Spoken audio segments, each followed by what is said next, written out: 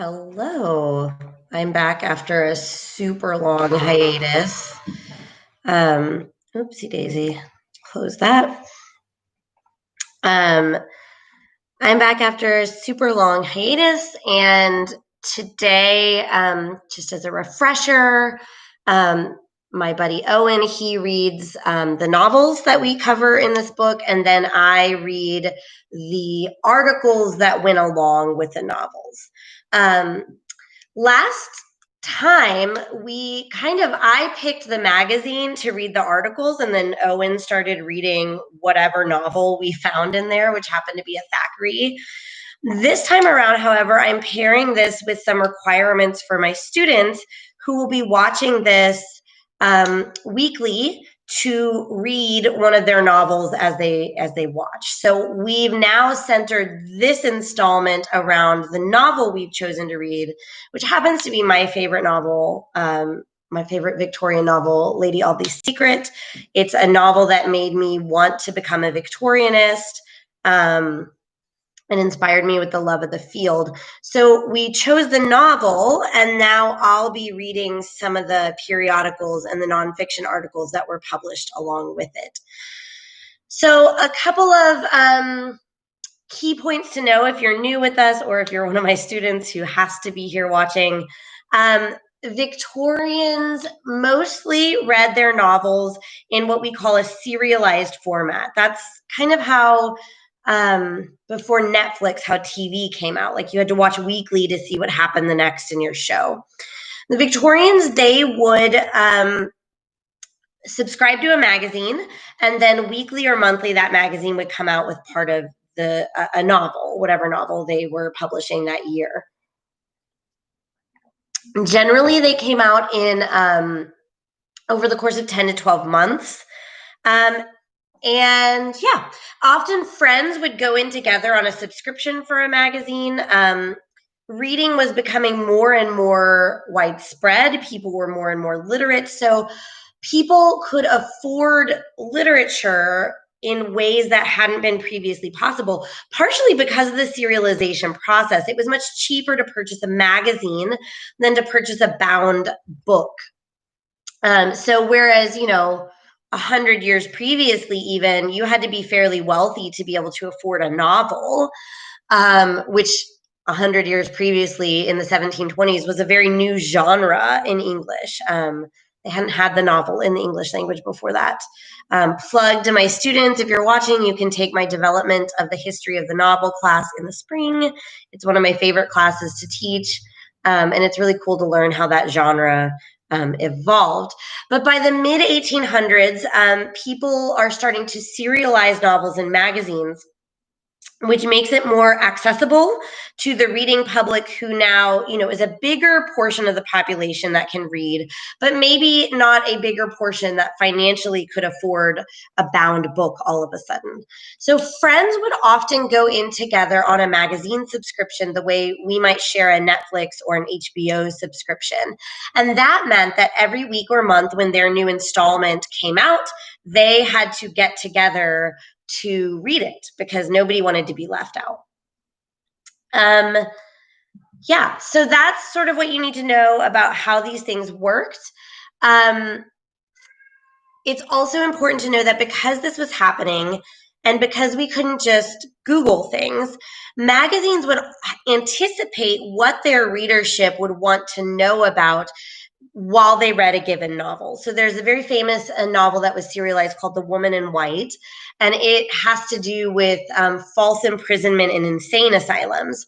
And the magazine knew that their readership would want to know how that worked and just how common it was and what are asylums really like. So they would produce articles alongside the novel that would answer readers' questions. And not only just alongside the novel in general, but alongside the issue of the novel dealing with insane asylums. They would know, like, that's the issue that we need to have an article about insane asylums. So that's why I'm here doing the nonfiction prose part of Victorian Periodical Parade. This is a media that we don't really have anything akin to it anymore. And yet we are fascinated with serialized media forms. We've gone back and forth on them as we have cable TV and then now streaming media. And I think it's a really fascinating format. So that is what I need to tell you about why we'll cover the nonfiction articles. You also need to know that this is a sensation fiction novel. The sensation fiction novel emerged in the 1860s. It was first developed by Wilkie Collins, who was Dickens's best friend. And Mary Elizabeth Braddon, who wrote Lady Audley's Secret, she wrote one of the other earliest forms of the sensation novel. You can think of the sensation novel like a Victorian thriller or suspense or mystery novel, not quite a detective novel. Detective fiction would emerge much later.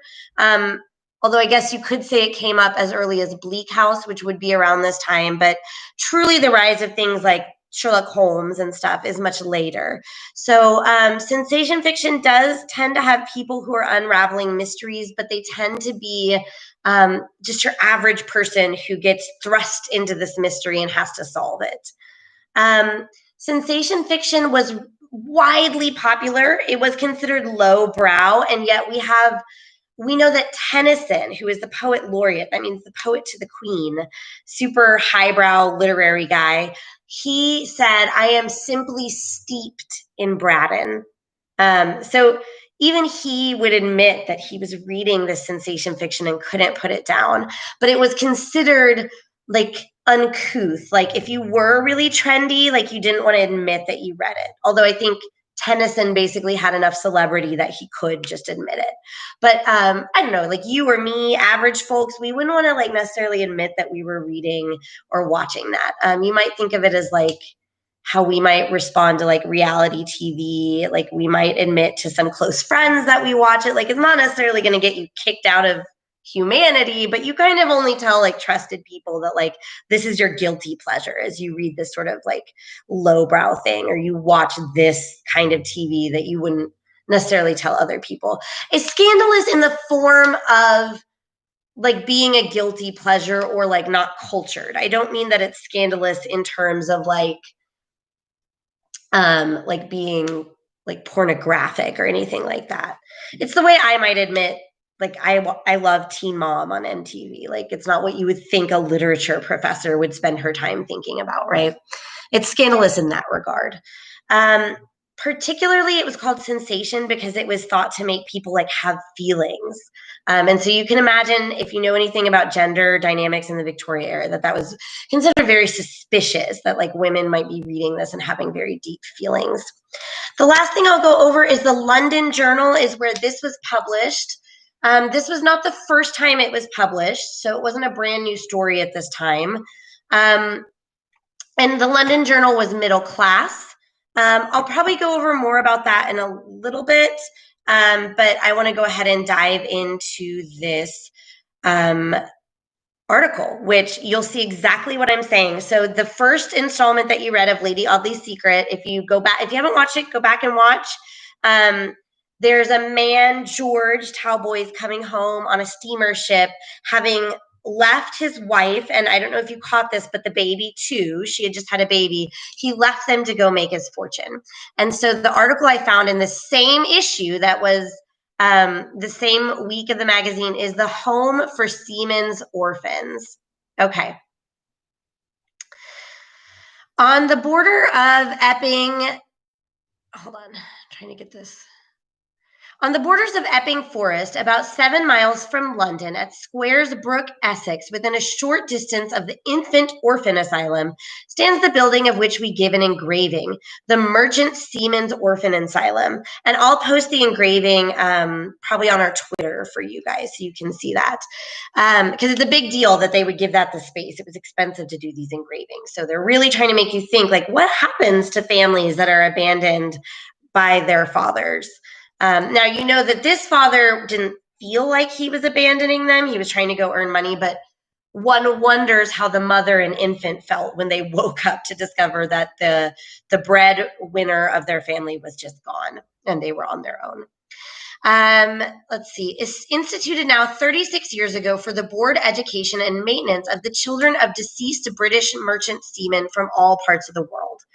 The charity boasts of the patronage of Her Majesty, the presidency of Earl Russell, the vice presidency of more than a dozen of the most eminent men, distinguished peers, ornaments of the bench, the bar, the church, and the navy, leading members of the mercantile and shipping interests and of commerce, and the magnates of the city of London as represented by its chief magistrate, the Lord Mayor, blah, blah. It goes on and on about who supports this. Standing on a plot of ground covering about 7.5 acres in extent, the asylum attracts the eye from its massive grandeur and elegant proportions. Its novelty and its beauty are alike conspicuous. The design of it having been imitated by the architect Mr. G. Summers Clark from the types of the picturesque manorial edifices common to northern Italy. It has a rich ornamental porch, a lofty tower, spacious wings, vaulted corridors, dry cloisters, and airy and sheltered playgrounds, they being at the same time open and roofed. It is built externally of red bricks made from the materials on the ground. The facade is relieved with its Blackwell lacing courses. Let's see, I'm going to see real quick. I don't think there's a way for me to share screen, is there? I wish I could just put this up. Normally I have a book and I'll try to show it, but this is a digital file right now. So let's see. I'm going to skip over the description of the exterior. Okay. As it stands at present, the edifice contains boys and girls schools, a dining hall, boys and girls dormitories and hospitals, officers' apartments, and the usual offices and stores. The boys occupy the south wing, their playground being at the back of the building, with dry cloisters in the basement under the schoolroom, and the girls occupy the front facing the west, their playground being in the front of the building. The two sets of schools and dormitories are separated by the matron's apartments and the committee and reception rooms and entrance hall. And then this is something about water tanks.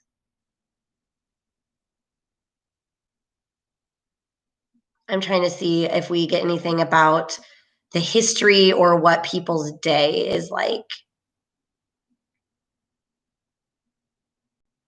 Okay.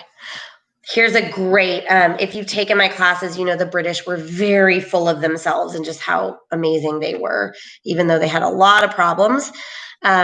Though this building was not opened until last summer, it must not be forgotten that the benevolent founders of this institution have, from so long back as the year 1827, been rescuing the children of British merchant seamen from poverty, wretchedness, and vice, when disease, accident, or shipwreck had deprived them of their chief support and thrown them destitute upon the world. The few benevolent individuals who established the institution in October 1827 in order to effect their object of providing these destitute children with a comfortable home, clothing, and maintaining them during the most critical period of their lives, giving them an education that would enable them to earn an honest livelihood in whatsoever station their lot might cast them in afterlives, and above all, implanting in their youthful minds the principles of true religion and morality, rented in the first instant a tenement in Cannon Road, St. George. So they're giving that it started first in a tenement building in London. And so it's saying that even though this building is rather new, the organization dates back about 30 years prior.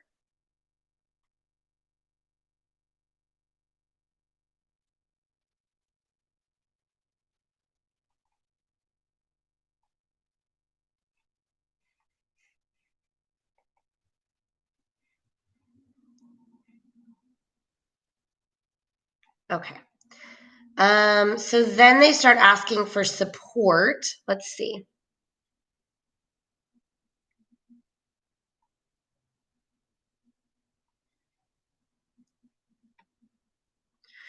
That the asylum is most deserving of support, it is only necessary to know that it stands in the estimation of the British public as high as any eleemosynary institution of the land.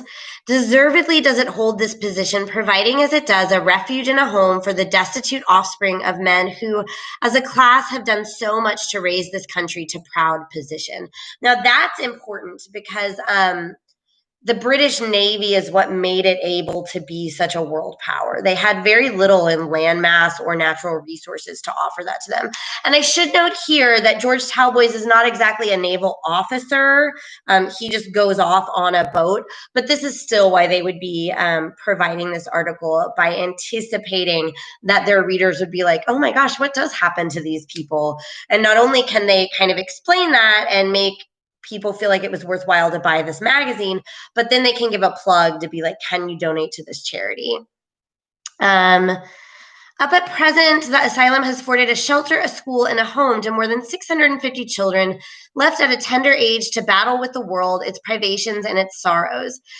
But though the benefits of the charity have been conferred on so many, the number, notwithstanding, represents but a small portion of those who during this period have been left destitute through the calamities incident to the exercise of so hazardous a calling of the British merchant seaman. Oh, British merchant. So it's not just the Navy, it's also people going out abroad and making money.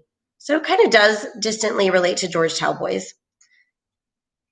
As the address of the institution says, calculating upon the returns made within the last 10 years, nearly 100,000 seamen have died whilst in active service since the institution was established. And at a very low estimate, founded on the details of cases already admitted into the asylum, it would appear that 150,000 children at least must have been left orphans during the same period. All of these have not, of course, been left so utterly destitute or in such a great state of poverty, even as to necessitate their appealing to this or any other charity for support. But the large number shows that the cases for which the resources at the disposal of management have enabled them to provide represent but a very small portion of those requiring their assistance, which the institution was designed to afford.